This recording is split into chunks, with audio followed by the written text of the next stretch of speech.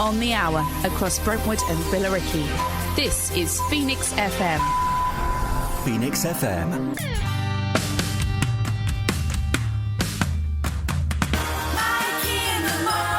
It's Mikey's Breakfast on Brentwood and Billericay's Phoenix FM, exactly 3 minutes past. And I'm going to be talking in a minute to Sidra Naeem about bereavement and children.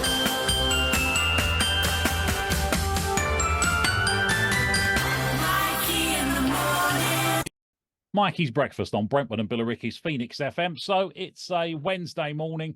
On the phone right now, I've got Sidra Naeem. This is our final interview for our mental health series, and it's on the subject of grief and mental health. So what are your credentials, Sidra? Okay, so I am a teacher and I specialize in children who have mental health, which can be a result of special educational needs or anxiety or depression. And in the past, I have dealt with lots of children who have had, bereavement in their families, like their grandparents may have passed away. Sometimes in school, we work through all of their problems ourselves, through them dealing with their emotions and things. And sometimes when it gets to mental health level, we do have to get bereavement counselling in through outside specialists. So I'm actually going to talk you through what we do in school before it gets to that high level stage. And I think it's really important to deal with the lower level stages first before it gets too high. Prevention is better than cure, isn't it? Okay, yeah. This is a really interesting subject, actually, because when you do talk about bereavement and death, everybody's mind automatically goes on how they're coping and how they get hold of it. But children are far more complex, I think, than we give them credit for. Yes, so you're very right. It's much worse in children. They show emotions a lot more. If you look at children, they cry more, don't they? You see, they get excited more if they see something, firework display, something. They get much more excited than an adult would. So they display their emotions in a lot more higher level than adults. And there's 4 different stages. So the first stage is while the person is dying. So before death, the dying process, how to get the children ready. Then the next stage is when they die, the acceptance, how to make them accept somebody's died, what we have to do. The next stage is then working through their feelings and emotions. And the last part is connecting them back with the person who's died, if that makes sense. Okay. Yeah, that sounds fine to me. So how do you prepare them for a loved one passing? Because that must be a horrendous thing to do. So yes, so you're right. You have to deal with them before, really. For example, if somebody is dying, that's the stage to deal with it at that minute before the person dies. So you can prepare them. You can say, things like, this is a natural process and the person is actually going on to the next station. There's different levels within your soul. When you're born, then you live through your life, and then you are now going on to the next level. And you, in a way, get them ready that they're going on to the next level, and you may even meet them again one day, like heaven. If you believe in heaven in your faith, you may say, well, they're going to go to heaven now, but one day you're going to meet them in the future. This is getting them ready at that stage before the person dies. You can also say something like, the person's in great hardship at the moment, they're in pain, and after hardship comes ease. And that's a well-known saying in lots and lots of, faiths and cultures. After hardship always comes ease. And the only way for this person to be at ease now is so they can rest in peace. This is what we mean by rest in peace, isn't it? Okay. And also other things like some faiths, they believe that while the person's ill, their sins are getting forgiven. Like leaves falling off a tree. If you think of the autumn tree, it has leaves falling off it, but once it's the winter stage, it's dead, and then after that, it's going to blossom again. So that person will then blossom again in heaven. So you can talk about it like in the form of a tree, which they will understand through seasons. Yeah. And if you look at my background picture, that's why I've got a picture of a tree, and it's got life on the left and death on the right.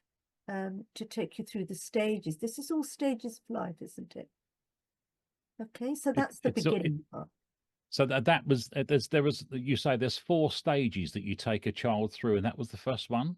Yes, so that was the first stage while the person's dying. If it isn't sudden death, then that's a good stage to try getting them prepared, if you like, for death. Okay. And then the next stage is when the person actually dies, and the acceptance is the next stage for a child. So the acceptance is, for example, the soul has lots of stages, and this is one stage in the life cycle of the soul.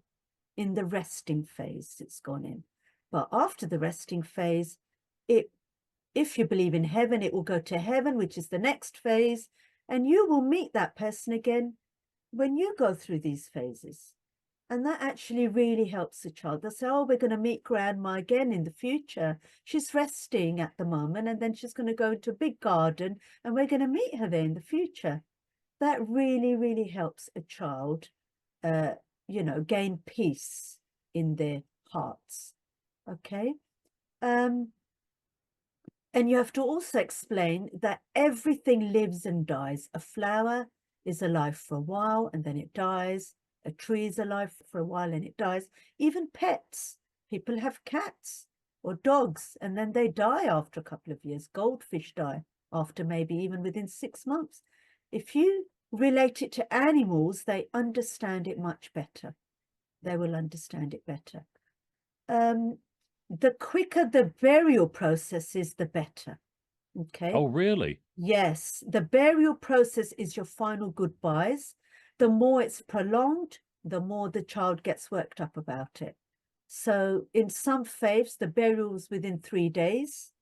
Within the Jewish faith, within the Islamic faith, within 3 days, normally you try and bury the body.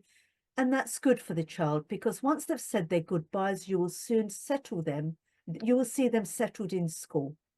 And when the funeral is like 3-4 months' time, they're constantly thinking about grandma. Where is she? What's happening with her at the moment? We haven't said goodbye to her. We want to see her, that kind of stuff. So the bereavement process quickens and you get over the death quickly if the burial is quicker. And I do think it's important that the child goes to the burial.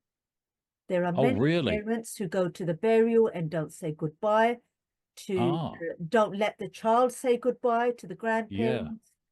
And they cry all their lives. We never said goodbye to grandma. So although you may think it's too painful for a child to see a funeral, it actually helps get over their grief process quicker. That's really interesting because as an adult, you want to protect the child from the grief at the burial or at the cremation or whatever. But you're saying, no, they should go there and because it's the goodbye. Yes, that's Very the final interesting. goodbye, and it's good for them to say goodbye and say their prayers, for example, for that person as well. Otherwise, you're depriving them, and they know the parents have gone, but you haven't taken them. So it might be a little bit traumatic, but it gets them over that grief, which will come later. And often, all the bereavement problems we have is because the child has not been to the funeral, believe it or not. Oh, really? It's lengthened their grief process, you see. Oh, and what age would you say is quite important for a child to go to a funeral or cremation? I would say 7 years onwards, they are ready. Okay. That's their junior school stage. They are ready to go to the funeral. Interesting, isn't it? Well, it's a fascinating subject because I've never even thought about letting a child go to a funeral or cremation at all. It was, as I said a few minutes ago, you want to shield them. And I think that's quite a natural response. You don't want them to feel any grief, but Yes.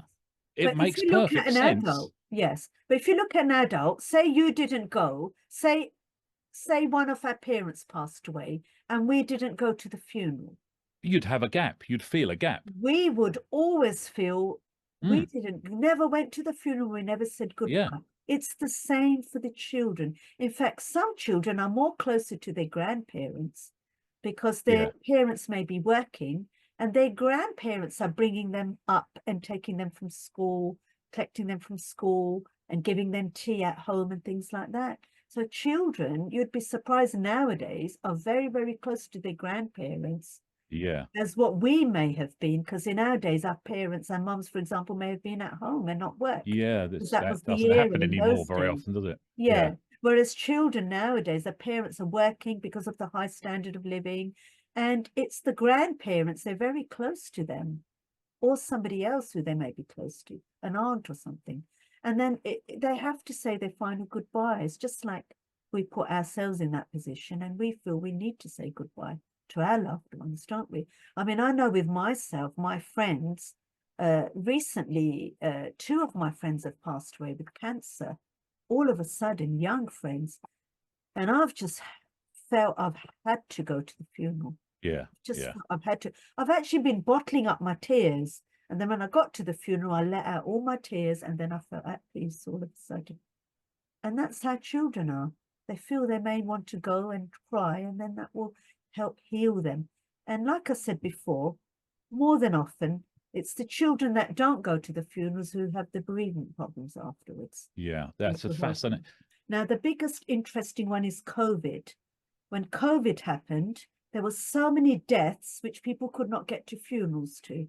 Yeah. So many. Yeah. There were That only, must I have been think, very difficult. 4 people were allowed at a death at one stage. And because of that, people are still mourning now. Did you know that? See, They're still that's something that mourning at death. I never even thought about that, but it does. What you're saying, that it does. It creates a hole that's a Yeah. void inside you that is never going to be filled. Yes, one of my friends passed away in COVID, and I'm still mourning her death because I never said my goodbye. I couldn't go. I wasn't family. Only 4 were allowed. She died right in the middle of the pandemic. Wow. And I even now I'm feeling I'm not, there was something missing that I didn't do Yeah. for her, you see. So that's what we can liken it to. Is COVID is a really big experience that happened with all of us, where we can liken what the children then go through when they have not been to a funeral. Fantastic. That was wonderful. You're always good. Always good. Yes, and I think you're learning as well, which I really like. I love it when other people learn from me just by me explaining about these kinds of things. Well, you're explaining it, and it makes perfect sense, but it's not an angle that I would have thought about at all. Yeah, Because you do, as I said, you want to protect the children. You want to push the children behind you and take the full brunt of the bereavement, but you yeah. can't do that. You're right. You can't do that because they never say goodbye. Yes, that's right. It makes so much sense. It does. It does. And we can implement that into our own lives as well, can't we? Yeah, totally. Totally. Okay. Okay. All right. So that's very important. And some families, they stop mourning within 3 days, and that's good for the child. Once the person's buried, after 3 days, their mourning stops and they move on. So that is good for the child as well. Okay. Yeah. You can work through a child's emotions, which is the next thing after the person's dead and gone. And you can do that by journaling. The child can write down all the happy thoughts that they had with that grandparent. They can write a letter to grandma. Now, that's a really good one. They can write a letter to say, dear grandma, I really miss you, but I know you're in a better place right now, and I'm going to come soon, and I will meet you in the future. When I'm older, I will meet you, and I may meet you in my dreams and things like that. That, in a way, helps the child to understand that the person's still there and they haven't completely gone from their lives. It helps with that bereavement process. So journaling, writing letter, self-talk, talking to somebody, that person is in a better place right now. They're not in pain anymore. They've gone through all their pain and their cancer and things like that, and they're better now. And that's good for the child. Working through their emotions is really, really good. Okay, and then the last part is reconnecting with that person who's passed away. Now, by reconnection, the child can do something in the memory of that person. They can plant a tree. That's a really good one, where they can see all the seasons going through, the tree dying and the tree coming alive again, which they can then relate to their person who passed away, or a plant they can grow in memory of that person. Some people give money towards a bench in the park, and they can write their grandparents' name on it, so they can visit that bench in memory of their grandparents. They should visit the grave often. If it's a burial, they should visit the grave to show, look, grandma is, you know, resting in peace. And that helps them as well. Anything the grandparent taught them, they can mimic. So say, for example, the grandparent taught them how to eat with a knife and fork. They can use the knife and fork, and they can remember that grandparent in that way. Anything they've taught them, they may have taught them to read or read a certain book with them, and they can read that book, things like that. And they can take a friend which then replaces that person that is lost. So say, for example, their grandmother's passed away, they can get maybe their grandmother's friend and give her presents when it's Christmas or any festival. Yeah. But in a way, you're replacing your lost grandparent with somebody else who you can then use to reconnect with and buy presents for, or do good things for. Help them with their wheelchair, help them shopping. If the child's older, help them shopping. And that's like you're helping your grandmother, which is what you used to do. Yeah. This is called connection after somebody's passed away. You've given me a fascinating angle with this conversation. Thank you so much. It's always such a pleasure to talk to you. It really is, because you do give a very interesting angle that I never even thought of, especially this one with children and bereavement in the family. Thank you so much for coming on today, and perhaps we can join up again sometime in the future and have another chat. Would that be okay? Yes, definitely. I think there's quite a few topics coming up on mental health, and I can definitely talk about those. I've got enough experience, even as an adult as well, as a chaplain. I've got experience with adults as well. Well, Sidra, thank you so much for coming on, and we'll speak again soon. Yes, thank you very much. Thank you. Brilliant. Thank you so much for this. It's okay. It's always a pleasure to speak to you. Brilliant. Thank you so much, and you have a lovely day. You as well. Bye-bye. Bye. Thanks a lot. Bye.